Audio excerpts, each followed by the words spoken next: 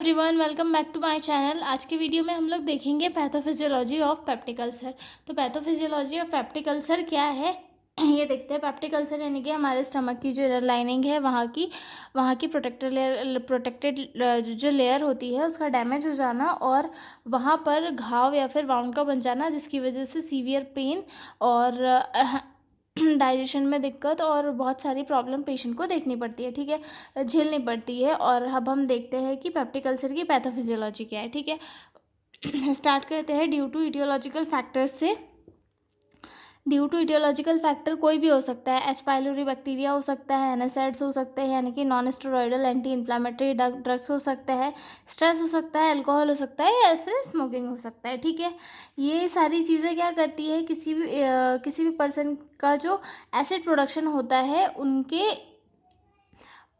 जो acid production होता है उन्हें इंक्रीज़ कर देता है, जिसकी वजह से क्या होता है, म्यूकस लेयर जो होती है स्टमक के अंदर उसका प्रोटेक्शन कम हो जाता है। यानी कि जो एसिड अगर स्टमक में ज़्यादा निकलेगा, स्टमक से ज़्यादा रिलीज़ होगा तो क्या होगा, वो जाके स्टमक की प्रोटेक्टिव लाइन म्यूकोसा पे या फिर म्यूकस पे लगेगा जो प्रोटेक्ट करती है स्टमक को। ठीक है, तो उस पर लगेगा तो वहाँ पे वो जो लेयर है वो डैमेज होते जाएगी। ठीक है, डैमेज टू स्टमक और डिओडेनल लाइनिंग, मतलब डिओडेनल या फिर स्टमक की जो लाइनिंग है वो डैमेज होते जाएगी, जिसकी वजह से जो है म्यूकोसल डिफेंस मैकेनिज़्म कमज़ोर पड़ जाएगा और फिर एसिड और पेप्सिन पेनेट्रेट इनटू म्यूकोसा। जो एसिड और पेप्सिन वगैरह है वो डायरेक्ट म्यूकोसा में स्टमक की जो इनर लाइनिंग होती है उसमें चले जाएंगे। पेनेट्रेट दैट मीन्स कि अंदर धंसना, उसमें चले जाएंगे और उसमें चले जाने से क्या होगा कि वहाँ पे लोकल टिश्यू इंजरी होगी और वहाँ पे जो है घाव बन जाएगा, और घाव बन जाएगा तो उसे हम जो है पेप्टिक अल्सर कहेंगे। ठीक है, मैं थोड़ा डायग्राम के थ्रू भी आपको एक्सप्लेन कर देती हूँ।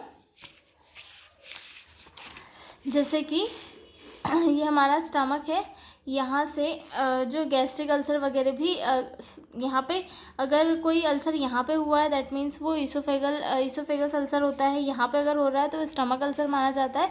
और अगर जो इंटेस्टाइन के अपर पार्ट में हो रहा है तो वो उसे हम डिओडेनल अल्सर कहते हैं। तो स्ट्रेस या फिर अल्कोहल स्मोकिंग की वजह से क्या होता है, स्टमक में एसिड का प्रोडक्शन इंक्रीज़ हो जाता है और एसिड के प्रोडक्शन इंक्रीज़ होने की वजह से जो स्टमक की प्रोटेक्टेड लाइनिंग है, ये